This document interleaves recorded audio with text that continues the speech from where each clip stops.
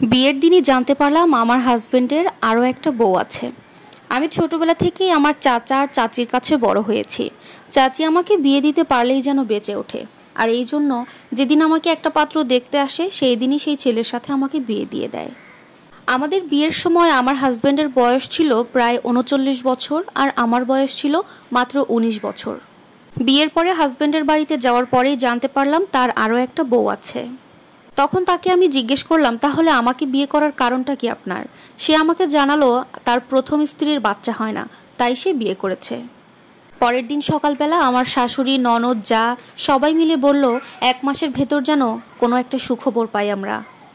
আমার ননদ আমাকে ডেকে নিয়ে বলল, শোনো, তুমি বড় বউয়ের ঘরে কোনোদিন যাবা না, কখনো যাবা না। ও একটা অপয়া, ও আমাদেরকে সংসারে বাচ্চা দিতে পারেনি।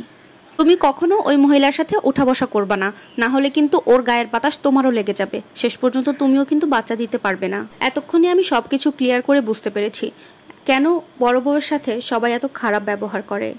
বেচারি অনেক কষ্টে থাকে, না পারে কিছু বলতে, না পারে কিছু সহ্য করতে। আমার স্বামীর আরও একটা বউ আছে, এটা জানার পরে আমার রাগ হওয়ার কথা, তাকে হিংসা করার কথা, কিন্তু আমার তার উপরে প্রচণ্ড মায়া হচ্ছে আর নিজেকে খুব ছোট আর অপরাধী মনে হচ্ছে। শুধু মনে হচ্ছিল আমি একটা মেয়ে হয়ে আরেকটা মেয়ের সংসার ভেঙে দিলাম। একটা মেয়ে বিয়ে হওয়ার পরে তার সংসারে পা রাখে কত স্বপ্ন নিয়ে। আমি যদি আগে থেকে জানতাম আমার স্বামীর আরও একটা বউ আছে, এটা জানার পরে কখনো আমি এই বিয়েতে রাজি হতাম না। যেহেতু আমার বাবা মা বেঁচে নেই, ছোটবেলা থেকে চাচা চাচির কাছে মানুষ হয়েছি, চাচা চাচি আমাকে ঘাট থেকে নামাতে পারলেই বেঁচে যায়। এই ছেলেটার সন্ধান পাওয়ার সাথে সাথে তড়িঘড়ি করে আমাকে বিয়েটা দিয়ে দেয়। ছেলের বাড়ি কোথায়, ছেলে কি করে, কি চাকরি করে, ছেলের চরিত্র কেমন, এগুলো কোনো কিছুর খোঁজ খবর নেওয়ার তারা কোনো প্রয়োজন মনে করে নাই। দেখতে দেখতে আমার ১ বছরের সংসার পার হয়ে গেল, কিন্তু এই ১ বছরে আমার কোনো সন্তান হচ্ছিল না। এর মধ্যে আমি অনেকবার ডাক্তারকেও দেখিয়েছি। ডাক্তারের কাছে গেলে ডাক্তার বলে যে বাড়ির বউয়ের কোনো সমস্যা নাই, কিন্তু মা হচ্ছে না।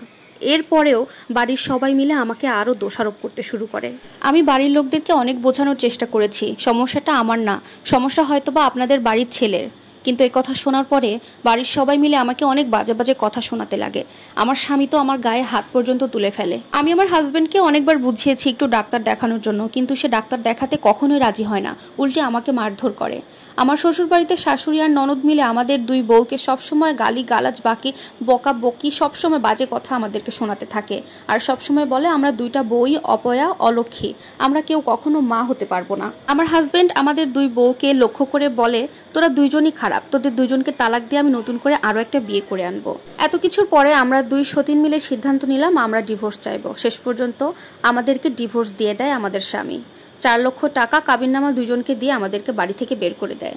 বাইরে এসে আমি আর সতীন একটা কাপড়ের ব্যবসা শুরু করি, কিন্তু আমার সতীন আর এখন আমার সতীন নয়, তাকে আমি বড় বোন হিসেবে দেখি। আমরা ২ বোন এখন মিলেমিশে থাকি, আলহামদুলিল্লাহ আমরা এখন অনেক সুখে আছি।